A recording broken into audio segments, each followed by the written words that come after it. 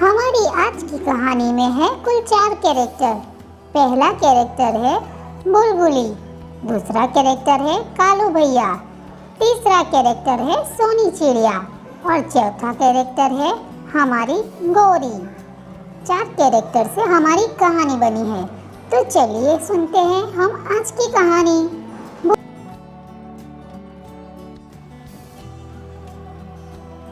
गोरी ओ गोरी, सुना है सभी पक्षियाँ एक दूसरे से बात कर रहे थे कि अगले साल के से भी ज़्यादा इस साल सर्दी पड़ेगी, कड़ाके की ठंड पड़ने वाली है। अब हम क्या करेंगे? हमारा घोंसला तो वैसे भी खुली जगह पे है, हम क्या करेंगे गोरी? अरे उसमें क्या हुआ, हम दोनों दूसरे गांव चले जाएंगे जहाँ पे बहुत ज़्यादा पेड़ हो। पर ऐसा तो कोई गांव ही नहीं बचा, सभी जगह से पेड़ काट दिए गए हैं। नहीं नहीं, बहुत दूर एक गांव है जहाँ पे बहुत सारे पेड़ हैं। इंसान वहाँ तक अभी नहीं पहुँचे हैं, वहाँ बहुत सारे पेड़ हैं, हम वहीं चले जाएंगे। ठीक है, मैं उड़कर देख आता हूँ कि वो गांव कहाँ है और बहुत सारे पेड़ कहाँ मिलेंगे। जंगल के सारे पक्षी अपना अपना घोंसला बनाने के लिए पेड़ वाली जगह ढूंढने के लिए निकल पड़े। सब लोग पेड़ वाली जगह के लिए इधर उधर जंगल में जाने लगे। कालू और सोनी चिड़िया, उसके साथ साथ बुलबुली भी सभी जगह ढूंढ कर वो पेड़ ढूंढने लगे ताकि वो सर्दी से बच सके। इंसानों ने इतने पेड़ काटे हैं कि कहीं भी पेड़ मिलना अब नामुमकिन सा हो गया है। सारे जंगल साफ हो गए हैं। बुलबुली बहुत मेहनती है, वो सभी जगह जाकर पेड़ वाली जगह ढूंढती है।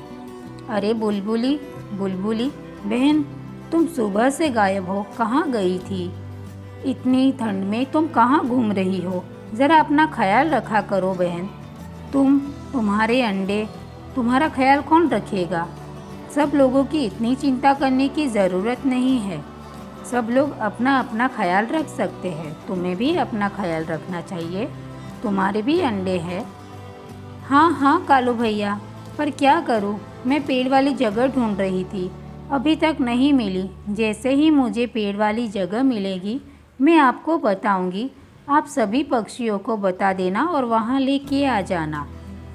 मुझे सबकी चिंता है, सबके घोंसलों में अंडे हैं, मुझे उन अंडों की चिंता है। कालू भैया, आप मेरे साथ चलिए, हम दोनों पेड़ वाली जगह ढूंढते हैं और फिर सारी जंगल के पक्षियों को आकर बता देंगे। ठीक है चलो।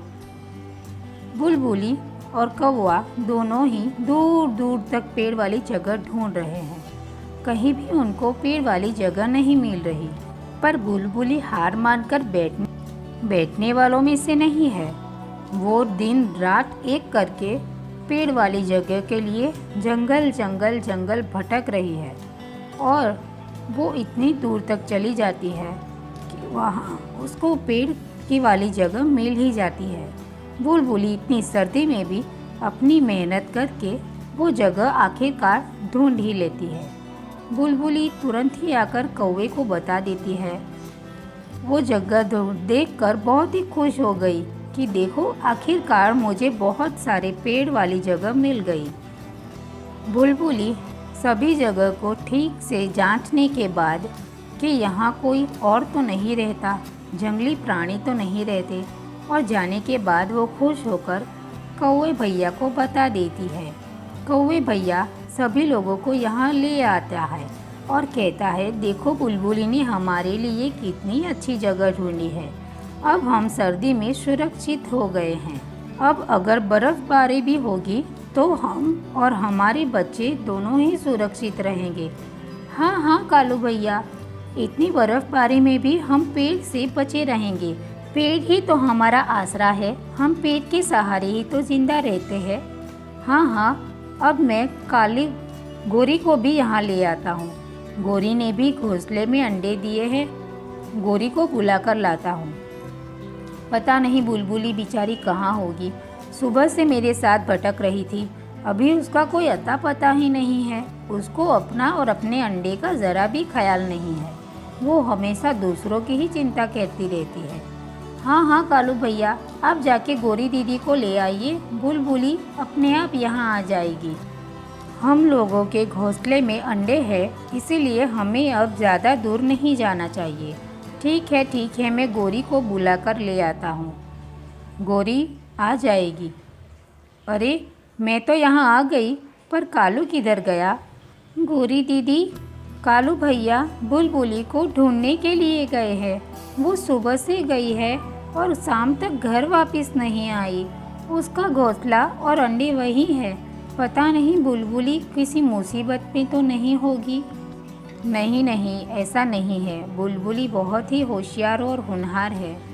उसको कोई ना कोई जगह ज़रूर मिली होगी, तभी वो रुक गई है। और शाम तक यहाँ नहीं आकर उसने अच्छा ही किया। इतना अंधेरा है, बेचारी कैसे इस जंगल में आ पाती। ठीक है, भगवान करे बुलबुली ठीक हो। दीदी, बुलबुली ठीक तो होगी ना? हाँ, तुम उसकी ज़्यादा चिंता मत करो, वो ठीक ही होगी। अभी कालू उसको लेकर आता ही होगा, फिर हम साथ में हो। और वैसे भी कालू ढूंढने गया है ना उसको, तो बुलबुली को तो वो ढूंढ ही लेगा। मैं अपने कालू को अच्छे से जानती हूँ, वो बुलबुली को ज़रूर ले आएगा। यहाँ कालू परेशान होकर पूरा जंगल रात तक छानता ही रहता है और बुलबुली तो एक गुफा में अपने अंडों को लेकर पहुँच गई है। बुलबुली को पूरा जंगल भटकते भटकते रात हो गई और वो अपने जंगल वापस नहीं जा पाई। इसीलिए वो एक सुरक्षित गुफा में चली गई और वो अपने अंडों के साथ सुरक्षित होकर निगरानी करने लगी, कहीं कोई जंगली जानवर उसके अंडों को नुकसान न पहुंचा दे। अरे मैंने तो सबको वहां भेजकर खुद यहाँ हूँ। कालू भैया, गोरी दीदी सब मेरा इंतज़ार कर रहे होंगे, मेरी चिंता कर रहे होंगे। कोई बात नहीं, सुबह जाकर मैं उनको बता दूंगी कि मैं सुरक्षित हूँ और मैंने भी एक अच्छी सी जगह ढूंढी है। पूरी सर्दी मुझे वहाँ कोई नुकसान नहीं होगा। अच्छा होगा, सब लोग वहाँ पे ठीक होंगे। मुझे सबकी चिंता हो रही है। तभी कालू वहाँ आता है बुलबुली को ढूंढते हुए। बुलबुली को देखकर कौवा बहुत ही खुश हो गया। उसको राहत मिली कि बुलबुली ठीक है। बुलबुली अपने आप से ही बातें कर रही थी। तभी कालू वहाँ पहुँच गया है। कालू कहता है, बुलबुली, तुम्हारी चिंता करते करते तुम्हें परेशान हो गया। तुम यहाँ हो, इतने दूर कैसे आ गई भला? कौवे भैया, मैं सबके लिए जगह ढूंढते ढूंढते बहुत दूर निकल चुकी थी। रात में इतना समय नहीं था कि मैं आपके पास आ पाऊँ, इसीलिए मैं यहाँ चली आई अपने घोंसलों को लेकर। घोंसले में अंडे थे, इसीलिए मुझे यहाँ जल्दी से आना पड़ा और ये जगह भी अच्छी है। ठीक है, तो मैं चलता हूँ। वहाँ गोरी और सभी लोग अकेले हैं, वहाँ मुझे जाना होगा। कोई जंगली प्राणी आ गया तो? कौवा जाते जाते देखता है कि जंगल के कुछ पक्षी आग सेक रहे थे। तभी वो बोलता है, अरे आप लोग इसी जंगल में रहते हो? टुनटुनी कहती है, हाँ भैया, हम यहीं रहते हैं। मेरी बुलबुली भी यहीं रहती है, आप ज़रा उसका ख्याल रखिएगा। हमारे जंगल में पेड़ कटने की वजह से अभी बहुत ज़्यादा सर्दी पड़ेगी, तो हम कहाँ जाएंगे? इसीलिए हम अपना गांव छोड़कर दूसरे जंगल में रहने के लिए गए हैं। बुलबुली का ध्यान रखिएगा। हे प्यारे व्यूअर्स, हमारी कहानी देखने के लिए बहुत बहुत धन्यवाद।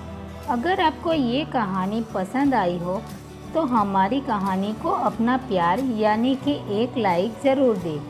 मिल गई हमारी बुलबुली। तो आगे हमारी कहानी देखने के लिए हमारे चैनल को सब्सक्राइब कर ले। Thank you viewers.